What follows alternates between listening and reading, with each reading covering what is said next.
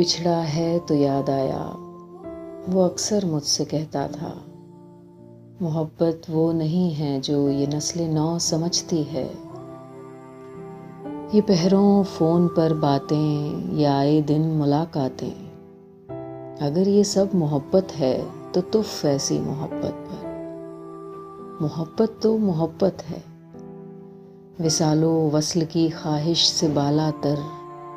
कहा करता, मोहब्बत कुर्ब की ख्वाहिश पे आए तो समझ लेना, हवस ने सर उठाया है। हवस क्या है?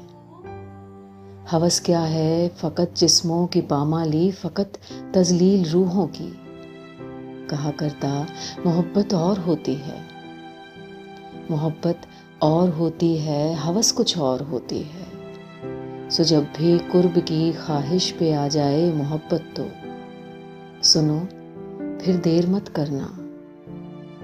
सुनो, फिर देर मत करना, वहीं रास्ता बदल लेना।